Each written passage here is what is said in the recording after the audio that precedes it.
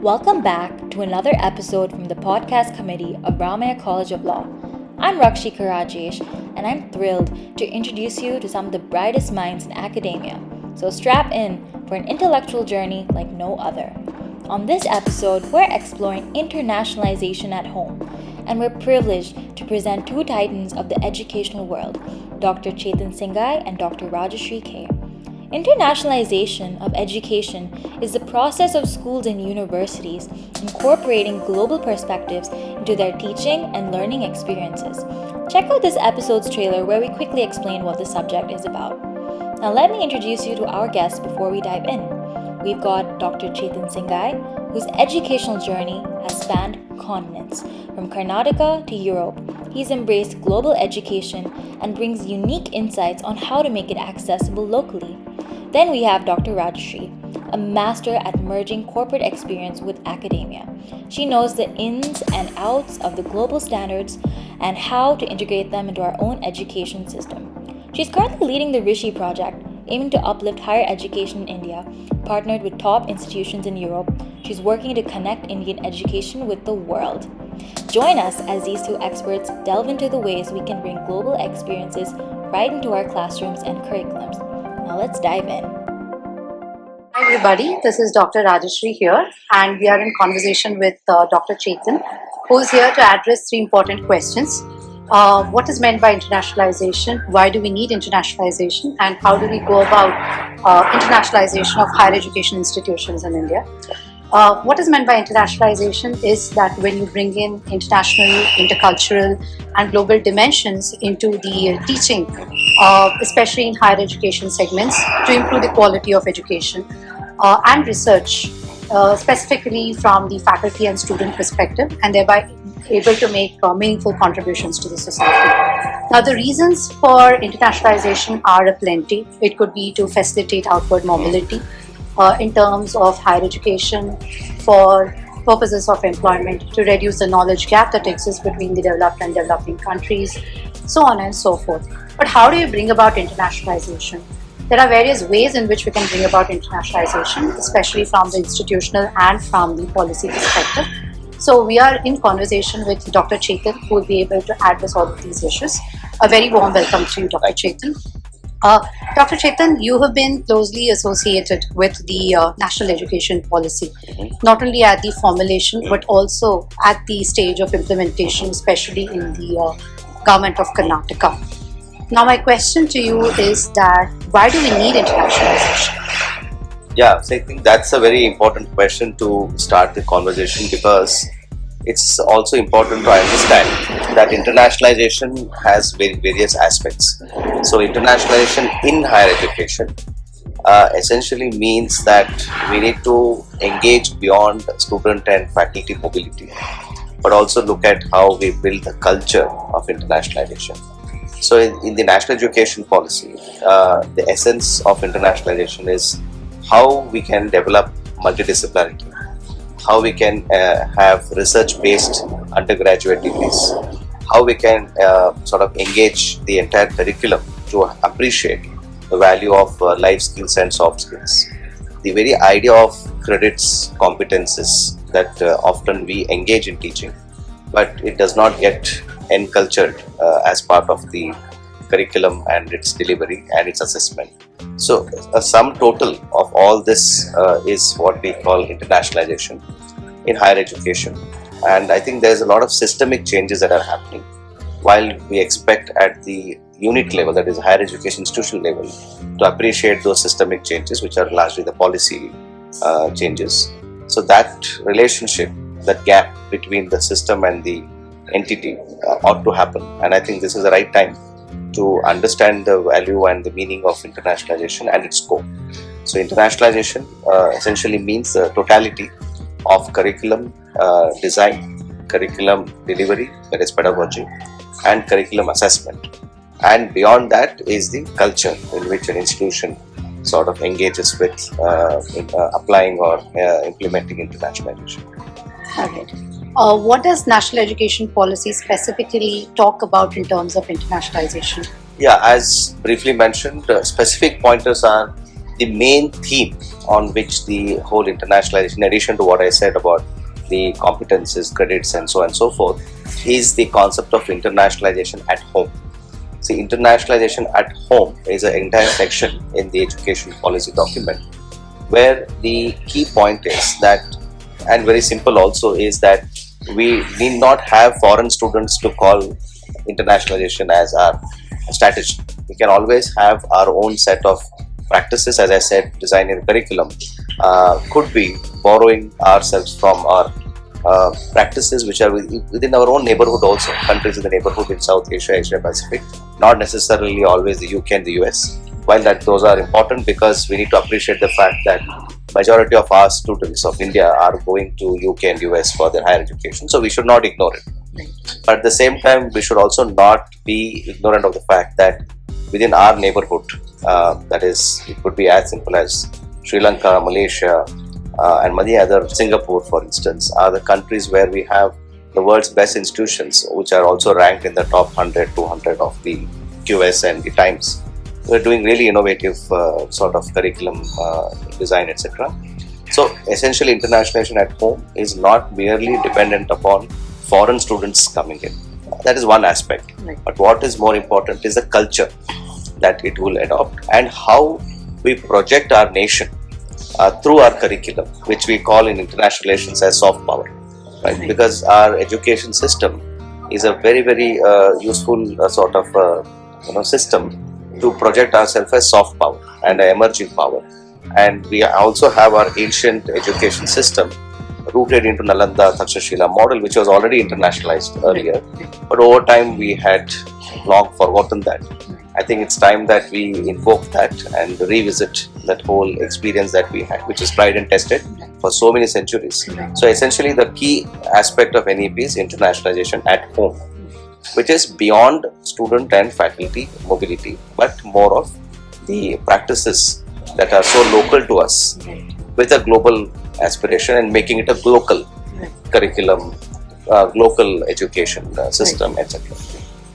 Dr. Chetan, since you mentioned about internationalization at home, the idea that most of us have is that internationalization means to say, as you said, outward mobility, but not inward mobility.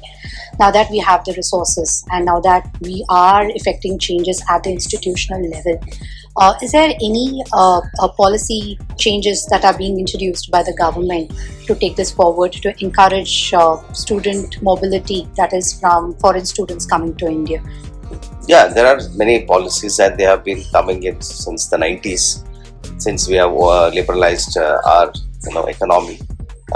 However, as I mentioned also, that those policies are limited to the fact that it is more on mobility, which is what we now have to revisit. Maybe in the 90s and early 2000, mobility was an important aspect, where we had twinning programs, where we had short exchanges of faculty. We in fact had, I was one of those DART visiting faculty, which was called DART, a new passage to India, to German institutions, where they sort of reached out to the young minds of the nation to get them to Europe to teach certain courses, and they become the brand ambassadors of some of their learning experiences back to their destination. So I think that was one part. We had the UGC's various schemes where they promoted internationalization through mobility. So now, as I said, we need to move beyond that, and now we are seeing that institutional capacity building has become the order of the day. I'll give one example. The NEP also recommends that every institution must have an institutional development plan, IDP, and the IDP is ought to be designed for short-term, mid-term, long-term, and in that there are many parameters. So internationalization is one of the parameters, and there the emphasis is on not merely capacities of human resource, but the capability of the institution in terms of how the institution is organized to appreciate internationalization at home concept, which I said earlier. I'll repeat that it is not just about international students and faculty coming and going, but it is the enculturation of the internationalization experience, which goes beyond curriculum to anchored in curriculum. So institutional capacity and capabilities are reflected in the IDP, and in future that document becomes a reference document for accreditation, ranking, and so on and so forth also. So essentially now institutions must have a plan short term, mid term, long term for any of this, but internationalization is one of them. Right. And that is a shift that we see in the policy orientation. So to summarize, I would say the policies in the past were more reactive, but now with these changes that are coming, they are very proactive shifts that we are seeing. And there's a lot of ownership and responsibility for institutions of higher education to take lead. That is also important because they get autonomy, and that autonomy comes with a lot of responsibility for a change. If they are not doing it, then they are at loss. So I think it's an opportunity now, instead of waiting for the system telling us. I think proactively we question the system and use the freedom that we have, or rather navigate the freedom that we have and make the change at institutional level. And hence, last point on this question, we should avoid having a generalized policy frame for internationalization. Each institution is unique, each student is unique, each faculty is unique, each discipline is unique. I think that should open up the Pandora's box of opportunity for localizing internationalization at the institutional level and at the specific actors level. I think that is a major policy shift from system driven to actor centric, and from reactive to proactive. All right. Now that you mentioned that there are a plethora of opportunities to make changes at the institutional level, what in your opinion do you think the institutions are ready to incorporate these changes? And what is the role of the administrative staffs particularly, and also the role of the faculty members in this regard? Yeah, this is a very important question, but at the same time quite broad. It can take a day-long discussion on this, but let me share more of an executive summary sort of a responsibility. NEP also envisages that higher education institutions should go through a transformation in their organization also, irrespective of internationalization. There are many other reasons. For instance, currently India has now multiple type of institutions, right? So ranging from institution of national importance to state public university, autonomous college affiliate. So there's so much of confusion already. So instead, the NEP says that complex system should be moved to simplified system. So these types of institution now should become either research intensive university with significant teaching intensive university with some research, or degree awarding autonomous college. So the difference between college and university is the act of awarding degree, right? So colleges like autonomous college, affiliated colleges, apart from the autonomy issue, they also are not degree awarding, whereas universities award degree. So now NEP says those are all past systems. I think our current Indian higher education system demands us to think different. So what is the argument is that these three, from the 7-8 type to these 3 types. So once that shift happens, which is already happening in many sense, some pilots are happening, we can see a shift in internationalization policies at an institutional level, and that leads to the issue of capacity and capability among faculty. So what can administrators do is first revisit their vision mission and see, because that is a point at which you make policies and guidelines for the respective institution, and see how much of that can be aligned to the ongoing opportunities for internationalization. Second, have a dedicated international office for internationalization, irrespective of whatever type of institution you are, and have that person as a person who has an exposure to act of internationalization beyond mobility, but also see whether they can develop a system around which it should not remain as an actor centric. It should not come with that person, go with that person. How can they percolate that experience down to the last mile of the institution? Administrators can also ensure that appropriate opportunities are created in terms of workshops, seminars, conferences on internationalization, because conferences should not just limit to presentations. The conference can be designed in such, for instance, that what we are doing now is a conversation. So we could have conversations like this on the sidelines of the conference, seminar, workshop, where we can have one-to-one dialogue with the participants coming from various parts of the world, and then develop that.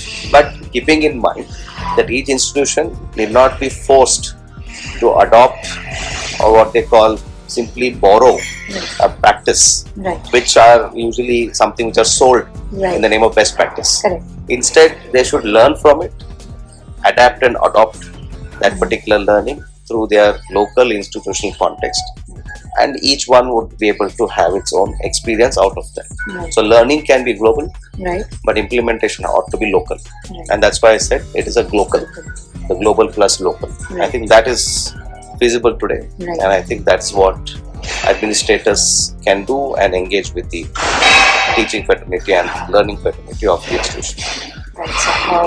But now that we have a lot of changes being introduced at the institutional level, the role of the faculty members also becomes very equally important, especially for example in an affiliated institution we have limited autonomy in terms of the curriculum.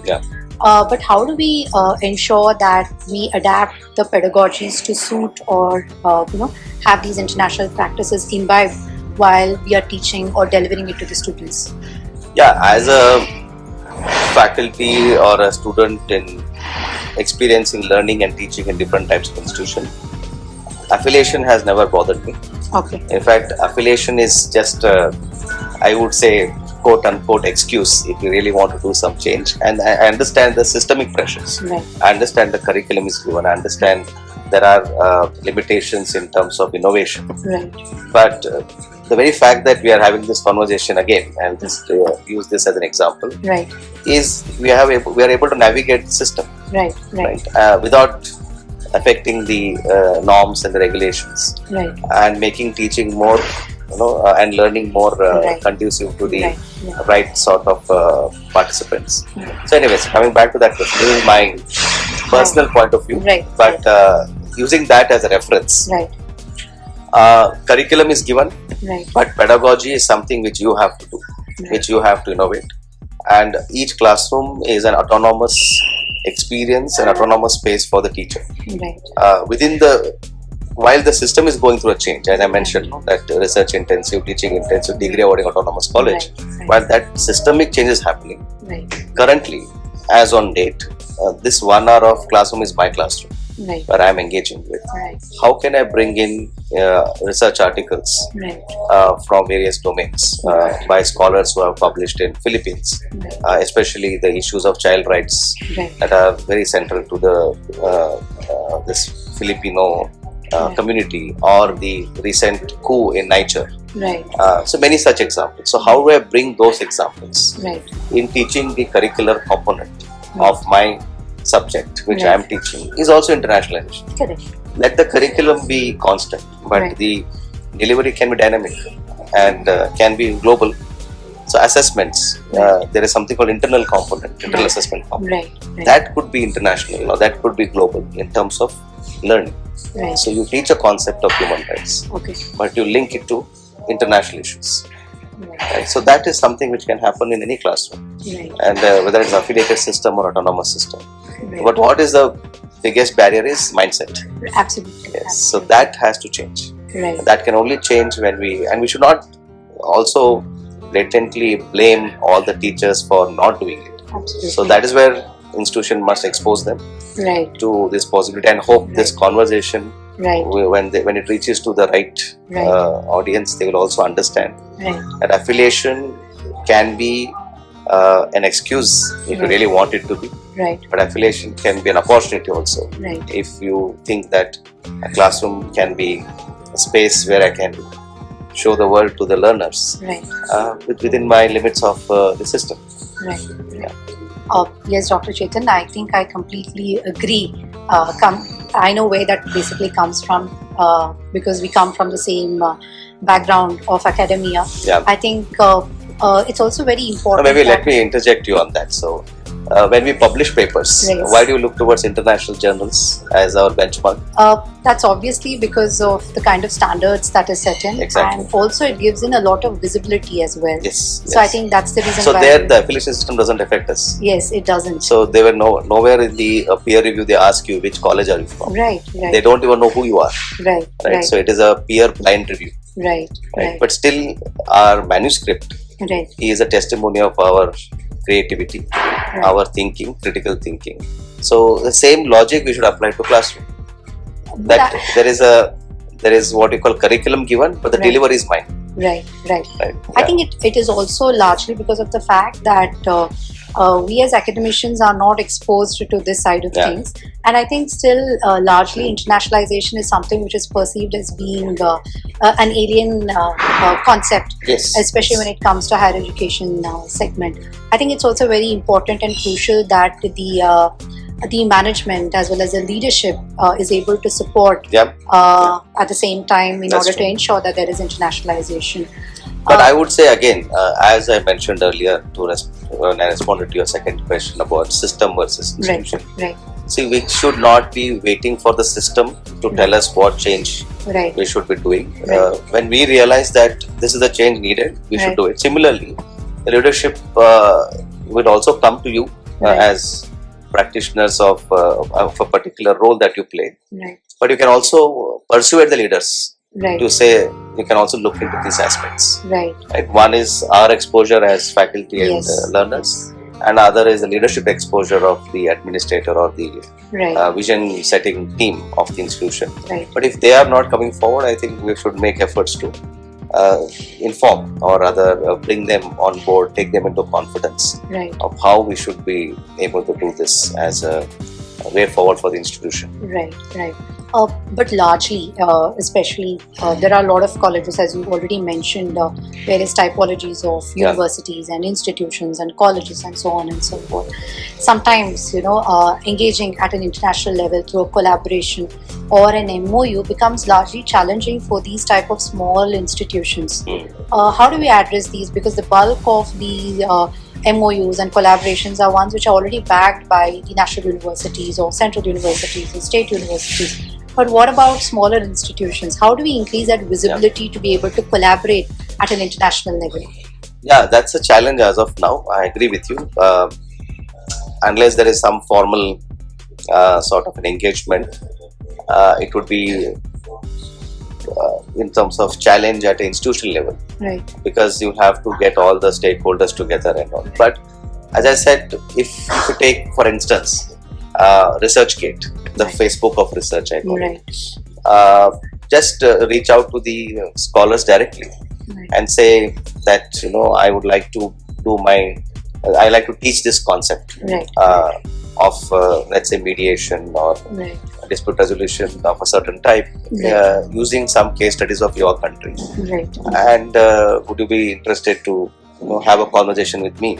So one is formal engagement, the other is this sort of informal engagement. Of course, there is now the former Twitter, the X now, or the Instagram, etc. There are faculty who are very open to engage. So sometimes MOUs could become a challenge as institutional. There are constraints at institutional level, but at the same time, you can directly engage. In ResearchGate, recently in ResearchGate, I put a question that lifelong learning is a concept. So I wanted to ask these scholars across the globe, what's the difference between lifelong learning and lifelong education? And I got some 82, 83 responses across the globe. And one interesting point came was that the word learning makes the individual more responsible, whereas education is more didactic.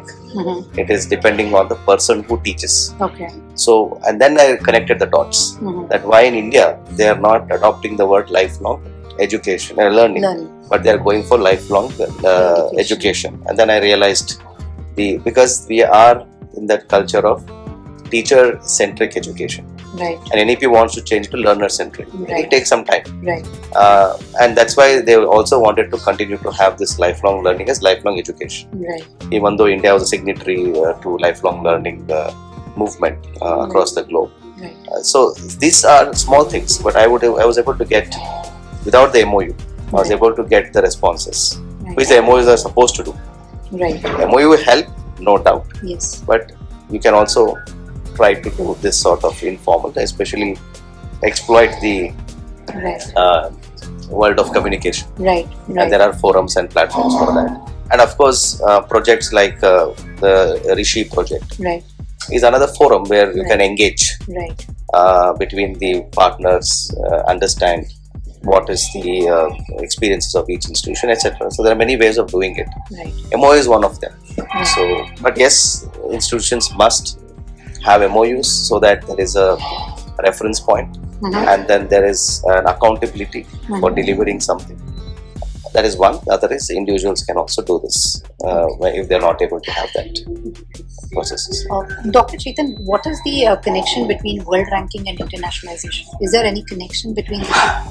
That's a very unfortunate connection, which in the research domain we want to undo that connection. Okay. But if you see from the point of view of institution, one way of looking at the connection is that yes, it would benefit you to get visibility in the rankings if you are having internationalization, because it would help in joint projects, research articles, and also to show some sort of innovation in the domain of, as I said, curriculum, etc., and so on and so forth. Again, if you work towards the ranking and then say, because of that I am doing internationalization, then the whole meaning is lost. Then our internationalization at home becomes an antithesis to world rankings. So hence, I would say I'm a bit cynical about this rankings, particularly because they should not guide the institutions. In fact, ranking should be guided by or driven by institutional practices. And the other problem aligned with this is rankings are bringing institutions under one sort of a platform or one generalized system, which I have said earlier. If you want to go for internationalization at home, each institution is unique. Within the radius of 5 km also or 2 km, institution A to B, there's a huge change. There are a lot of changes that are evolving. So that makes it very problematic. But yes, internationalization is one of the major push and pull factor for ranking, no doubt, global rankings, because it's all dependent upon that one critical point. But as an advisory, while we can't avoid that, rankings are here to stay. Rankings might go through a change, but they are here to stay, because a neighbor would like to always be proud about saying that my child goes to a so-called ranked institution. So that will, as long as the neighbor is interested in ranking, it is here to stay. And that you know how it is. But I'm little, as advisory, ranking should not guide your internationalization. Your practices should be driven by your need, and practices should be aligned to the need of the institution. As a natural progression, it would add to ranking. So the lens should not be ranking. The lens should be innovation and change in internationalization. Automatically it will go and add to ranking. Pause.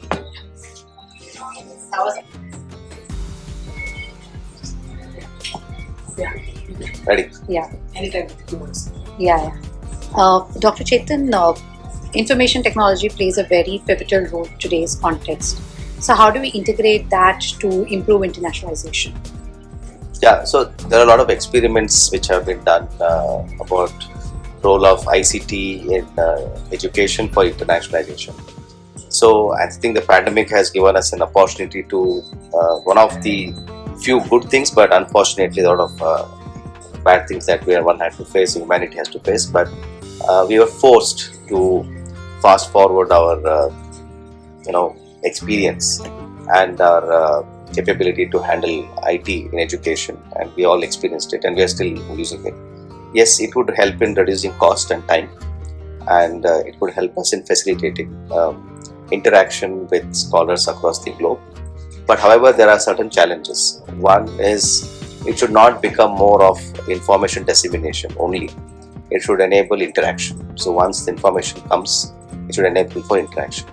Second, the same tools can be used for research collaboration, and for instance, as simple as the tools like Google Doc will help researchers connect across the globe quite easy and fast, which was not something which was not done earlier. Now we have more reasons to do it, and now the teaching and research can go together. Earlier we were collaborating through IT for research, but teaching was minimal. But now it can be research-based teaching.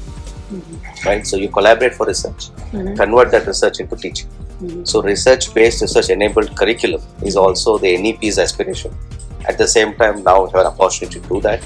But as I said, beyond dissemination, it should have interaction. Like if you take an analogy, when we hear things from radio, we only can listen, Right. but not give back anything that we would like to hear or share. But here, that should not be like that. It should not be one way. It should be two-way. So technology should be utilized to maximum for two-way interaction. So not just a simple dissemination there. Right. Yeah. So what is that message that you have for our students who want to go abroad? Yeah. So that's a. Sorry, I'll add one more please, line. please. In the context of internationalization at home. Yeah. See, as a beneficiary of internationalization, I would never say that they should not be going abroad. Definitely, they should explore. But then, when we went abroad for studies, it was more of getting into specialization because our education system was more generalized in terms of courses. Right. But now we have one of the best institutions in the country. Right. So one can adopt that sort of thought process where first I would say exhaust your options in the country. Then you can explore abroad. And you should go abroad. Because we are not just talking about education experience, it is about cultural exposure. Right. It's about life skills, soft skills, critical thinking, so on and so forth. That would be very helpful. Like for instance, if you go to Europe and you have a chance to see the aurora in Iceland, Right. that is an experience, right? Right. You can't get it through ICT tools. Right. You'll have to experience it. You have to feel it. Right. So similarly, that is also and the cuisine that you're going to be part of that Right. whole experience. Right. But I would say you have a choice whether you want to go for a full course, whether you want to go to winter schools and summer schools, which are offered by reputed institutions abroad, or would you like to go as in future as a visiting scholar. So don't be impatient. First, exhaust the options in the country. Right. While you collaborate with international students and scholars, because the students today are more well connected than us Right. through various social media platforms. So have that collaboration. As I mentioned, bring international to home, to your home, rather than you going there. But I'm not saying it as an activist, but I'm saying it from the point of view we have so many options. Right. But did we exhaust all the options? That is where you need to take a very thoughtful and an informed decision for yourself. But again, international is not just UK and US. Right. International is much beyond that. Right. International is much within our neighborhood, and there are institutions of eminence across the world which are more closer to our neighborhood. That also you could explore. But as I said, exhaust most options that you have. Look for your immediate neighborhood, and those institutions abroad are coming to you also here to India with this internationalization new shift that we are seeing in the policy. Right. So exhaust all the options, then only take a decision. Right.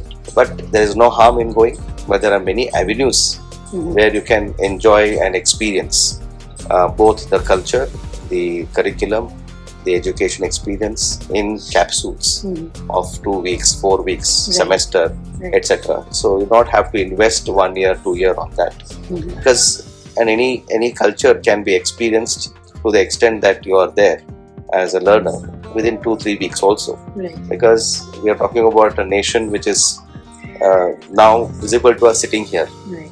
So there it's only about experience. So you get all the information about that other nation and their cultural systems and education systems sitting here. It's only the experience. Right. Right. So I would say, to summarize my response to your question, it's a very sort of mixed emotional response. That on one hand, we have to stop the brain drain. Right. At the same time, we'll have to not say that they should not have a opportunity going abroad, Right. but there has to be some finer discussion around this, and one has to only introspect Right. that have I exhausted everything here? Is it really required for my career? Is it so specialized that only there I can get this sort of an experience? Then they could have the checklist in front of them and then take a decision, rather than simply going there for any brand value. The brand is not important today. Yes. As I was telling in the previous question also, that when I submit a manuscript, Right. nobody knows who am I, Right. which institution I come from. Right. It's a manuscript should speak for myself. Right. Similarly, a degree that you do, either online or offline, whether in India or abroad, it is not what you study, it is how you study. Rather, it's not what degree you are getting and which specialization you are in, but how are you leading up to that. The process. How is important in 21st. In fact, there is a nice book which I will tell all the viewers. It's called 21 Lessons for 21st Century by Yuval Harari's book. So he gives 21 lessons for 21st century. One of the lesson he says is 21st century is about not what you learn but how you learn. I think that is where whether you and now I'll add, it is not what or where, it is how. So, right? So it is like that. So I have not given a black and white answer to your question, I know, because it's not so easy. But I'm trying to use this occasion to nudge the young and aspiring minds that try your best to exhaust the options here. But don't limit your horizon to only the nation, but at the same time be informed. So think from a cost benefit analysis, not just financial but also time, energy, etc. I think wonderfully said, Dr. Chetan. Since student mobility has become very imperative in today's context, whether foreign students coming to India or Indian students going abroad, how do you bring that cultural sensitivity within the framework of that of the teaching, especially in higher education sector? Yeah, so the cultural sensitivity is not merely dependent on the teaching reforms. It's also more important. It starts from the very first day that the student arrives. See, imagine if India opens up, which is already opening up to international students. Once the student arrives at the airport, it starts from there. Or rather, the preparation towards flying here. Right? So I can see that way we are much more multicultural, multilingual, etc. in our country. So it's not that bad. But in my experience, when I went to my first destination for higher education, I didn't even know how to call back my home that I've reached. Right? That was as simple as information that the sensitivity should be brought in. That leads to the changes in the teaching methodology also. But as I said, today we have so much of information available on the platforms. There's not much of a challenge in terms of teaching. It's only maybe, and we don't have to, for example, stress too much on our accent or the way we teach. Just to teach with passion. That's important. And that passion can connect with any learner. Similarly, when we go abroad as students from India, they don't change their accent for us. They don't change their curriculum for us. They don't change their assessment metrics for us. I should tell you one interesting case. I had a fellow Indian student with me in that course, and the GPA was system where they had 12-point scale. 12 being the outstanding and 10 being good or less, just extraordinary type of thing. But 7 was average, and that system. And the final certificate says it's only pass or fail. They don't give you the in higher education. So one of my fellow patriot with me, whose marks card when they came, he was given 10. And out of 5 different subjects, he got 12 in 4 and 10 in 1. And he said, I was expecting 12 in this. And he went on to argue and fight with the course teacher. And the course teacher simply said 10 is really outstanding. The local nationals here, they're very happy for 7. So I think 10 itself is very outstanding. So, and he got little, sort of confused about the fact that for us, out of out is the principle or culture in which we come from. And you see the 10th standard results and all those things. And second, he was unhappy with the fact that he was not given percentage but only pass or fail. And he was very much anxious that if he sends this certificate to his home, they will say you just got pass. So these are shifts which they don't make. Similarly, we don't have to worry here. We just have to deliver to our utmost passion, utmost commitment, and at the same time, to the extent possible, how we can make our curriculum more engaging within our own systems that we are exposed to, while we keep the issues of safety, issues of making their life comfortable when they come to the campus, etc. Mm-hmm. The campus as a whole has to change. Right. Right? The city will not change. City will remain the same. Right. But campus can accommodate more of their interest of the international students. Classroom, according to me, need not go through major change. Only minor changes of giving them the course content ahead of time, giving them the schedule ahead of time. The teaching will remain the same. They should be passionate. There's no question about changing our teaching methods for the sake of it. Right. And nowhere in the world the best premier institutions change. They provide bridge courses to accommodate. Right. But they don't change. They remain the same. The classrooms are same. And that's the beauty of inclusivity, right? So we don't give them special status where they feel maybe a little uncomfortable, or the others might feel awkward. That why is that this differentiation? So we should not have a specific furniture for the international students. All will remain same.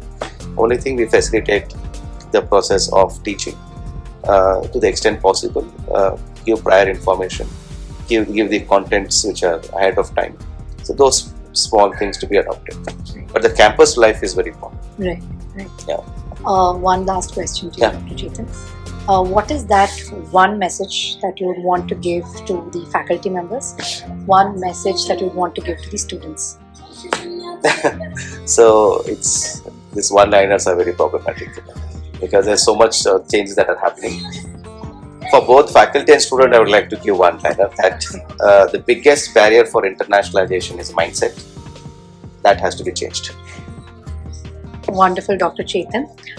That was indeed, in fact, we're very happy and glad that you were with us for today's session. And we also look forward to many more such sessions in the future. Sure. Thank you so much. Thank you, Dr. Rajashree. It was a really great having a conversation with you on such an important issue. And this issue is now the thick of the nation's reform. If we miss the opportunity, then we are going to miss it for a long time. Right. So we should harness the opportunity that the system is going through, while institutions can also adapt it. So look forward to how the institution will evolve from this. Thank you so much. Thank you. Thank you. In this episode, we touched on the RISHII Project, a significant initiative in India aiming to internationalize higher education. This project focuses on training faculty to meet global curriculum standards, forming dedicated teams within institutions for effective implementation, and developing strategic plans for integrating these standards. Most importantly, RISHII emphasizes equitable access to internationalized education for all students, making Indian higher education more globally relevant and inclusive. Thanks for joining us on the RCL podcast. It was wonderful having Dr. Chetan and Dr. Rajashree share their valuable perspectives.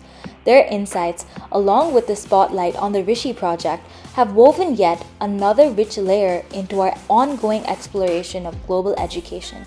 As we conclude, hold on to that spark of curiosity. And now, as we say goodbye, take this newfound knowledge and your quest for discovery with you. Remember to embrace each learning opportunity. Goodbye for now, and take care.